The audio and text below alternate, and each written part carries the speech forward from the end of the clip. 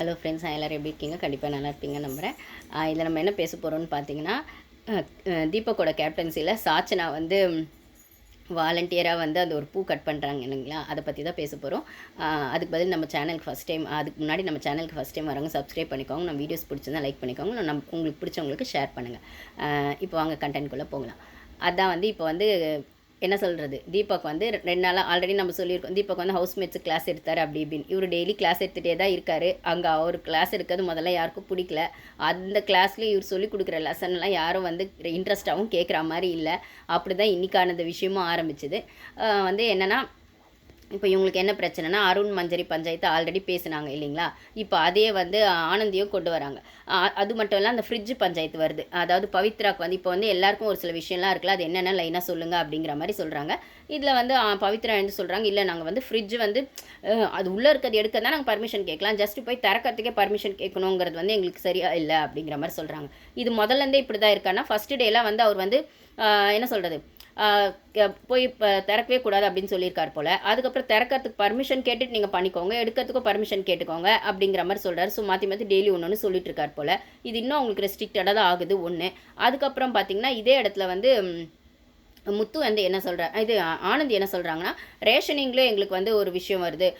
என்ன சொல் இப்போ 4 தோசை எங்களுக்கு வேணாம், 3 போதும்னா 4 தான் வச்சுக்கணும்னு வச்சிடுறாங்க. அதுக்கப்புறம் அது ஒன்று வேஸ்ட்டாக போகுது, இல்லை காஞ்சி போகுது அப்படிங்கும்போது அருண் அப்புறம் அந்த இடத்துல ஒன்று சொல்கிறாரு. இந்த மாதிரி அப்போ அந்த மாதிரி விஷயத்துக்கு என்ன பண்ணாலும், உங்களுக்கு எக்ஸ்ட்ரா இருக்குன்னா நாங்கள் ஒரு பவுல் வச்சிடறோம், நீங்கள் எக்ஸ்ட்ரா இருக்கிறது ரைஸோ தோசை ஏதோ ஒன்று அதில் வச்சுருங்க. அது நீங்கள் வேணும்னாலும் அப்புறம் எடுத்துக்கோங்க, இல்லை மற்றவங்க வேணும்னாலும் அது கம்ஃபர்டபுளாக எடுத்துக்கிறதுக்கு ஈஸியாக இருக்கும். ஸோ தனியாக ஒரு பவுல் வச்சிரும், அதை வேணால் பண்ணலாம் அப்படின்றாரு. அது ஓகே தான் இருந்து. இதனால முத்து எழுந்து என்ன சொல்கிறாருன்னா, நீங்கள் டிசிப்ளினாக பண்ணுறீங்க, எல்லாம் பண்ணுறீங்க சரிதான், பட் ஆனால் வந்து இது வந்து நீங்கள் வந்து ஒரு பிரச்சனைன்னு வந்ததுக்கப்புறம் நீங்கள் அதை பண்ணால் சரி ஓகே, ஸ்டார்டிங்கே நீங்கள் இப்படி இருக்கணும் அப்படி இருக்கணும்னு சொல்கிறது ரொம்ப ரெஸ்ட்ரிக்ட் பண்ணுற மாதிரி இருக்குது அப்படின்னும் போது அருண் அந்த இடத்துல எழுந்து பேசுகிறாரு. அப்போ வந்து உடனே வந்து சௌந்தர்யா சொல்கிறாங்க, இல்லை முத்து பேசட்டும் ஃபஸ்ட்டு அப்படின்னு. அதுக்கப்புறம் வந்து இப்போ அவர் மட்டும், அதாவது எல்லாரும் பேசுகிறீங்க, அதாவது ஒருத்தரை எழுந்து மாற்றி மாற்றி சொல்லும்போது அவங்கவுங்களுக்கு தேவையானவங்களுக்கு அவங்க சப்போர்ட் பண்ணிக்கிறாங்க. சாச்சனா முத்துக்கு சப்போர்ட் பண்ணிடுறாங்க. அருண் எழுந்தது இவங்களுக்கு பிடிக்கல. ஸோ இந்த இடத்துல ஆனந்தி எழுந்துட்டு அவங்களுக்கான விஷயத்த சொல்கிறாங்க, ரேஷனிங் அப்படின்னு. இப்படி எல்லாம் வரும்போது இதில் வந்து மார்னிங் வந்து அது காலையில சீக்கிரமாகவே இந்த பஞ்சாயத்து ஆரம்பித்தோடனே அவங்கவுங்க இன்னும் யாரும் ரெஸ்ட் ரூம் போகலை, இல்லைனா ஃப்ரெஷ்ஷப் ஆகலை, அப்புறம் டிஃபன் சாப்பிடல, பசிக்குது அப்படின்னும் போது இப்போ காலையிலே பேசுனா எல்லாருக்குமே இது வந்து டயர்டாக இருக்குது, அப்புறம் பேசலாம் அப்படிங்கிற மாதிரி. இல்லை எல்லாரையும் திருப்பி கூப்பிட்றது எவ்வளோ கஷ்டம்னு உங்களுக்கு தெரியும், எல்லாரையும் அசம்பிள் பண்ணுறது. இப்போ ஒரு 10 மினிட்ஸ் கொடுத்தா எல்லாத்தையுமே பேசி இந்த பிரச்சனையை அட்ரஸ் பண்ணிடலாம் அப்படின்னு தீபக் சொல்கிறாரு.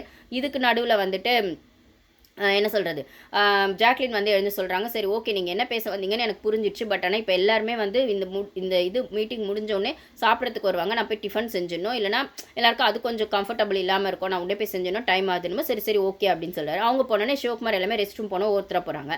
அதுக்கப்புறம் பார்த்தா முத்து வந்து, அதாவது நாங்கள் வந்து இப்போ உட்காந்து பேசலான்னு கேப்டன் கூப்பிட்டுருக்காரு, அவங்கவுங்க இஷ்டத்துக்கு போனால் என்ன அப்படிங்கிற மாதிரி அந்த ஒரு டாக்கம் நடுவில் வந்துடுது. சாச்சனா பாட்டுக்கு எழுந்துட்டு அவங்களும் ரெஸ்ட் ரூம் போனோம் அப்படின்னு சொல்லி போகும்போது அப்போ அருண் சொல்கிறாரு, கேப்டன் கூப்பிட்டா இருந்தால் நாங்களும் உட்காந்துருக்கோம், அந்த பொண்ணு பாட்டுக்கு எழுந்துட்டு போகுது அப்படின்னு சொல்லும்போது எல்லாருக்குமே தானே வந்து நீடு இருக்குது, ஆனால் வந்து இவர் சொன்ன மரியாதைக்காக நாங்கள் உட்காந்துருக்கோம்ல ஒரு மீட்டிங்னும் போது அப்படின்னு வந்து முத்து வந்து இல்லை அவரும் வந்து டக்குன்னு எழுந்து போகிறார். ஆனால் அவர் பர்மிஷன் கேட்டு எழுந்து போகிற மாதிரி சொல்கிறாரு. இல்லை கேப்டன் எனக்கும் புரிஞ்சிச்சு என்ன சொல்கிறீங்கன்னு, நானும் எழுந்துக்கணும், எனக்கும் வேலை இருக்குன்னு அவரும் எழுந்துக்கிறாரு. சரி ஓகே. அப்புறம் ஒரு விதத்தில் வந்து முத்து தீபக் வந்து டென்ஷனே ஆகிடுறாரு. ஒன்று ஆயிடுச்சு. இன்னொன்று, இதுக்கு முன்னாடி நடுவில் வந்து சாச்சனை என்ன சொல்ல வராங்கன்னா, ஜாக்லின் எழுந்து போகும்போது எனக்கு வந்து ஒரு ஃப்ளவரை கட் பண்ணோன்றதான் அவங்க வந்து பிளான் பண்ணி வந்துட்டாங்க. என்ன சமாதானம் சொன்னாலும் இன்றைக்கி ஒரு ஃப்ளவர் எடுத்துடணும் அப்படிங்கிறதுல ரொம்ப தெளிவாக வந்துட்டாங்க.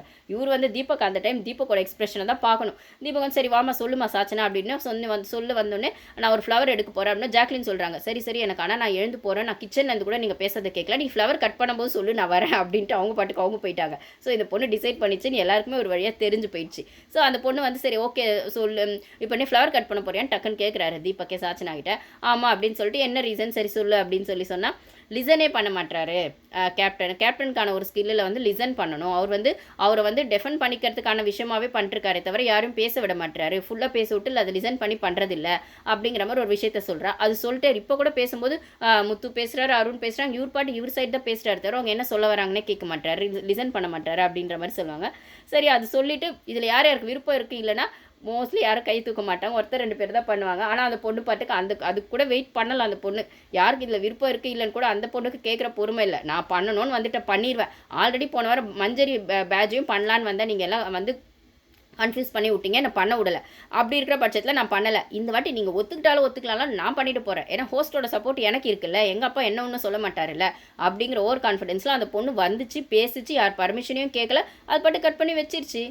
அப்போது தீபக் முகத்தெல்லாம் பார்க்கணுமே. அப்போ தான் அது எனக்கு என்ன தோணுச்சுன்னா, நீங்கள் எவ்வளோ பேரை வச்சு பேசியிருப்பீங்க. சௌந்தர்யா பின்னாடி பேசுகிறீங்க, ஜாக்லினை பின்னாடி பேசுகிறீங்க, இப்போ இந்த பொண்ணு வந்து முன்னாடியே பேசுது, பேசுங்க சார், அன்றைக்கி மைக்குக்கு உங்ககிட்ட அவ்வளோ கேள்வி கேட்டுச்சே, பேசுங்க சார் அப்படிங்கிற மாதிரி தான் இருந்தது. இதுதான் சொல்கிறதுங்க. ஒருத்தவங்க வந்து நம்ம வந்து அவங்க ஈஸி டார்கெட்டாக இருக்காங்க, நம்மளை அவங்க பண்ணிட்டோன்னா அவங்க மேபி வாயை திறக்காமல் இருக்கலாம். இல்லை அவங்களுக்கு அந்த இடத்துல சூழ்நிலை அவங்களால திருப்பி வந்து அவங்களுக்கான நியாயத்தை பேச முடியாமல் கூட இருக்கலாம். பட் ஆனால் பண்ணுறவங்களுக்கான ஆப்பு அந்த சேம் இடத்துலேருந்து வரணும்னு இல்லை, வேறு இடத்துலேருந்து தனியாக வரும். இப்போ அப்படி தான் தீபக்கு வந்த மாதிரி நான் பார்க்குறேன் சாச்சனா கிட்டேருந்து. நீங்கள் எவ்வளோ பேர் அந்த வீட்டில் டார்கெட் பண்ணியிருப்பீங்க, ஜாக்லின், சௌந்தர்யா, அதாவது அன்ஷிதா மட்டும் தான் பிடிக்கும், வேறு யாரையும் பிடிக்காது, கேர்ள்ஸ் டீம் எல்லாம். இப்போ அதே கேர்ள்ஸ் டீமில் தான் ஒரு பொண்ணு தான் உங்களை வந்து உங்களோட சின்ன பொண்ணு உங்களை வந்து நேற்று அந்த மைக் விஷயத்துக்கும் அந்த பொண்ணு மதித்து பேசலை. இப்போ இந்த பூ கட் பண்ணணும் அப்படிங்கிறதுல ரொம்ப பிளான் பண்ணி அவள் யார் பர்மிஷனையும் கேட்கவே இல்லை. அவள் செஞ்சது சரி தப்பா அப்படிங்கிறதெல்லாம் விட்டுடலாம். பட் ஆனால் உங்களை டார்கெட் பண்ணி பண்ணால உங்களால் என்ன பண்ண முடிஞ்சது? வேணும்னா மேலுக்கு வந்து நீங்கள் அதை பூசி சமாளிக்கிறதுக்கு என்ன சொன்னீங்க? அதே அந்த பொண்ணு கட் பண்ணிட்டு கம்முன்னு சட்டை பண்ணாமல் போய் உட்காந்துச்சிங்க, யார் பர்மிஷனும் தேவையில்லை அப்படிங்கிற மாதிரி.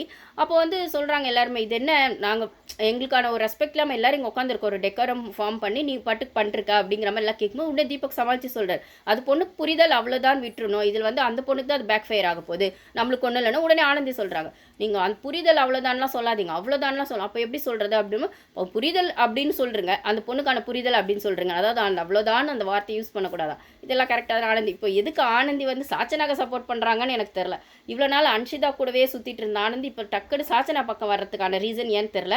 அவங்களுக்கு தெரிஞ்சு போயிடுச்சு போல், இப்போ யார் பக்கமோ சாஞ்சி தான் நம்ம இந்த கேமை எடுக்கணும், இல்லைனா இந்த வாரம் எலிமினேட் ஆகிடுவோம், ஏதோ ஒரு கண்டென்ட் கொடுக்கணும்னு நினச்சிட்டாங்களா, இல்லை இதுக்கு மேலே சாச்சனா வச்சு ட்ராவல் பண்ணிக்கலாம், சாச்சனா கொஞ்சம் ஸ்ட்ராங் பிளேயராக இருக்காங்க, இல்லை ஹோஸ்ட்டுக்கு வந்து நம்ம வந்து சாச்சனாக்கு சப்போர்ட் பண்ணால் நம்மளை எலிமினேட் பண்ண மாட்டார் அப்படிங்கிற மாதிரி ஸ்டாண்ட் எடுத்துட்டாங்களான்னு தெரில. திடீர்னு சாச்சனாக்கு அவ்வளோ வந்துட்டு பண்ணிகிட்ருக்காங்க. இப்போ கேர்ள்ஸ் டீமில் நிறைய பேர் சாச்சனாக்கு சப்போர்ட் பண்ணுறாங்க, தர்ஷிகா, பவித்ரா. ஆனால் ஆனந்தி இன்றைக்கி சப்போர்ட் பண்ணது அப்பட்டமாக தெரிஞ்சுது. அது எனக்கு தெரியல எப்படி போக போகுது அப்படின்னு. ஆனால் ஒரு வகையில் வந்து தீபக் மாட்டிட்டு முடிச்சதை பார்க்க போனால் பிக் பாஸ் அந்த பொண்ணு சின்ன பொண்ணுக்கிட்ட தீபக் இப்படி மாட்டி விட்டுட்டீங்களே அப்படிங்கிற மாதிரி தான் இருந்தது. இதில் அந்த பொண்ணுக்கு எப்பயுமே வந்து என்ன சொல்கிறது, அது பொசிட்டிவ்னஸ்ன்னு சொல்ல முடியாதுங்க, பியூர் கன்னிங்னஸ்ன்னு தான் நான் சொல்லுவேன். நான் ஆல்ரெடி அடிக்கடி சொல்லுவேன், அந்த பொண்ணோடது கிளவர் கன்னிங்னஸ், பியூர் கன்னிங்னஸ்ஸு. அந்த பொண்ணுக்கு வந்து அந்த பொண்ணு மட்டும் தான் பெஸ்ட்டாக தெரியும். மற்ற யாரை பாராட்டினாலோ இல்லை தன் முன்னாடி இருக்க யாராச்சும் வந்து வளர்ந்து வராங்க அப்படின்னாலுமே அந்த பொண்ணால் அது பொறுத்துக்க முடியாது அப்படிங்கிற ஒரு குணம் அந்த பொண்ணுக்கிட்ட இருக்குது. இது ஓகே, இது சைக்கலாஜிக்கலாக இது எல்லா மனுஷங்களுக்கும் இருக்க தான், தான் பெஸ்ட்டாக இருக்கணும், தான் எல்லாரும் முன்னாடியும் வந்து பெஸ்ட்டாக தெரியணும் அப்படிங்கிறது இருக்கிறது தான். ஆனால் அது ஒரு ரேஷியோ டிஃப்ரென்ஸில் வந்து அது எத்திக்ஸ் இல்லாத ஒரு விஷயமா போயிடக்கூடாது, அன்ஃபேராக போயிடக்கூடாது, மற்றவங்களை மிதிச்சுட்டு நம்ம முன்னாடி வரணும் அப்படிங்கிறதுல போயிடக்கூடாது. ஒரு ஹெல்த்தியாக போகணும், ஒரு ஹெல்த்தி காம்படிஷனாக போகணும், ஒரு ஹெல்த்தி க்ரோவாக இருக்கணும். ஆனால் அந்த பொண்ணுக்கிட்ட அது சுத்தமாக கிடையாது. அப்படிங்கிற பட்சத்தில் இந்த பொண்ணுக்கு இப்போ இருந்தது என்னென்னா, ஆல்ரெடி தீபக் மேலே ஒரு கோவம் இருந்துகிட்டே இருக்குன்றது ஒன்று இருக்குது. அந்த மைக் விஷயத்துலலாம் வந்து சிரிக்கக்கூடாது அப்படின்றத பெருசாக்கிடுச்சு ஒன்று. போன வாரம் மஞ்சரி கிட்ட கேப்டன்சி எடுத்து ஏதோ ஒரு பேட்ச் எடுக்கலான்னு பார்த்தா அதை எல்லாரும் சேர்ந்து வேணான்னு சொல்லிட்டாங்க, பண்ண முடியல. இப்போ ஏதோ ஒரு கண்டென்ட் கொடுக்கணும் இல்லை, இப்போ வந்து கேப்டன் ஆகிற எல்லாருக்குமே மற்றவங்க யார்கிட்ட பயம் இருக்கோ இல்லையோ, சாச்சனா வந்து ஒரு பேட்சை கண்டிப்பாக எடுத்துருன்ற பயம் வந்துடும்ல. ஸோ அது அந்த பொண்ணே பிராண்ட் பண்ணிக்க பார்க்குது. அது அந்த பொண்ணுக்கு மைனஸாக போகுதா ப்ளஸ்ஸாக போகுதான்றதுலாம் அந்த பொண்ணு கவலைப்படவே இல்லை. அந்த பொண்ணுக்கு தேவைப்படுது செய்யுது, அவ்வளோதான். இப்போ இதுதான் தீபக் சொல்லுவார், இப்போ அந்த பொண்ணு செஞ்சது அந்த பொண்ணுக்கான புரிதல் ஓகே, ஆனால் அது அந்த பொண்ணுக்கு தான் வந்து அது வந்து நாளைக்கு அதை இப்படி இருக்க அந்த பொண்ணு மரியாதையே தெரியல அப்படின்னு யாராவது சொன்னோம், அது அந்த பொண்ணு தான் ஃபேஸ் பண்ணும், அந்த பொண்ணுக்கு தான் பிரச்சனை. இப்போ எனக்கு ஒன்றும் பிரச்சனை இல்லை, எனக்கு அந்த ஒரு பூ எடுத்தது அப்படின்னு ரொம்ப கேஷுவலாக சொன்னாலும் உள்ள தீபக்கு வலிக்கிறது நம்மளால் பார்க்க முடியுது, அவரோட மைண்ட் வைஸும் கேட்க முடியுது. என்ன பண்ணுறது, அவர் சொல்ல முடியாதுல்ல, மெச்சூர்டாக ஹேண்டில் பண்ண மாதிரி இருக்காரு, ஆனால் உள்ளுக்கு வலிக்கு தான் செய்யும், என்ன பண்ணுறது. அதுலேயே வந்து அந்த பொண்ணு சொல்லுது, அதை நான் ஃபேஸ் பண்ணுறதுக்கு ரெடியாக இருக்கேன், மேபி இது தப்புனா இல்லைனா இது வந்து மரியாதை இல்லாத விஷயம் அப்படின்ற மாதிரி யாரோ ஃபீல் பண்ணால் அதுக்கு நான் ஃபேஸ் பண்ண ரெடியாக இருக்கேன்னா, வீக்கெண்டில் வந்து கேள்வி கேட்க போது எங்கள் அப்பா கேள்வி கேட்டால் நான் பதில் சொல்லிக்கிறேன், அதை பற்றி உங்களுக்கு என்ன பிரச்சனை, நான் பண்ண வந்ததை பண்ணிட்டேன், அவ்வளோதான், டன்னு அப்படிங்கிற மாதிரி அந்த பொண்ணு ரொம்ப கேஷுவலாக கூலாக தான் அதை ஹேண்டில் பண்ணிச்சு. ஆனால் இதில் என்ன ஒரு பியூட்டின்னு பார்த்தீங்கன்னா, அந்த பொண்ணு அதை எடுக்க போகுது, அப்படி இப்போ எடுக்கட்டுமா அப்படின்னு கேட்கும்போது யாருமே அங்கே முன்னாடி வந்து மோஸ்ட்லி ஓப்பனாக எஸ் சொல்லவே இல்லை.